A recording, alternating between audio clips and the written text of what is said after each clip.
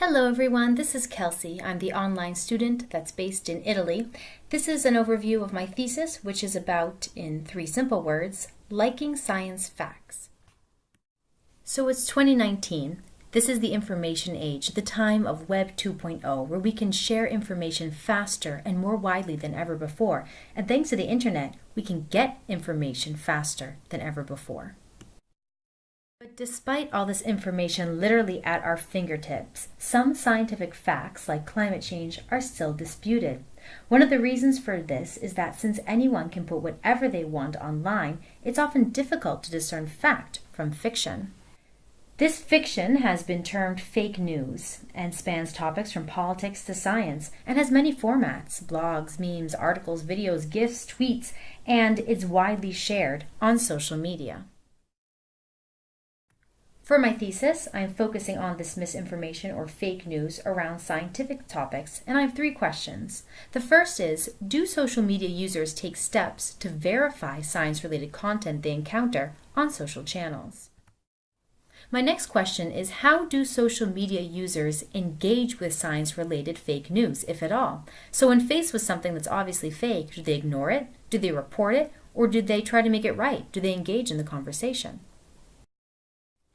And lastly, my third question is, how can both social media users and members of the scientific community take steps to ensure the veracity of science-related knowledge disseminated through social media channels, which is a long-winded way of saying, what can we do about it?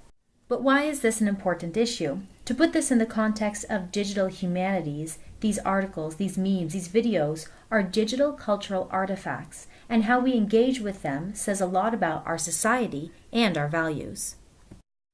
Secondly, it's important to address this issue because the way topics are presented online can ultimately influence the perception of the public on these topics, who then take their perceptions to the polls. So we must ensure a well-informed society. Lastly, peer-reviewed processes and ensuring the veracity of science is deeply rooted in the scientific community, and the prevalence of information that is not scientifically sound but accepted by some is a threat to science itself. Between fake news and post-truth, facts and transparency of how scientists arrive to these facts are needed now more than ever to keep the public accurately informed on scientific topics. Part of my research will be based on a survey where I will collect quantitative data on social media users' fact-checking habits and engagement with scientific digital artifacts. Then I'll go a step deeper with the focus group to get a better understanding of the whys and hows around their engagement with scientific digital artifacts and fake news. So I'll ask things like, how do they fact check, why would they, and how they would engage with the fake news. I will also interview members of the scientific community on their opinions around social media as a dissemination tool for scientific information, their suggestions for fact checking, and if they think the scientific community should play a role in this.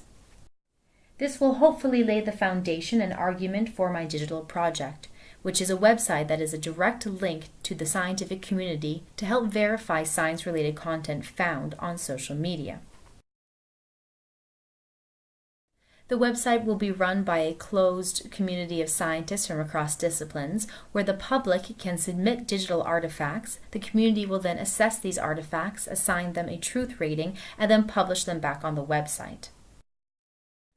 Regarding the tools I plan to use, I will use a Google form for the survey for its ease of use and the provision of data in well-ordered tables, but also because the IP addresses of participants are not recorded, therefore the participants can remain anonymous. For both the focus group and the interviews, this will be highly dependent on the location of the participants. This will be done then face-to-face or online through a Skype chat, or in some cases of the interviews I might even do these over the phone. For the website, it will be a user-centered design working in a WordPress blog. I'm still doing some research, but I will have a plugin for artifacts admission and curation, but also a community plugin to allow posts by members of the community only. As the website deals with artifacts that are shared on social media, there will need to be a sharing option for social media as well for the website, as well as a searchable archive of all digital artifacts that have already been rated. Thank you so much for your time, and good luck to my fellow students with your projects. Bye.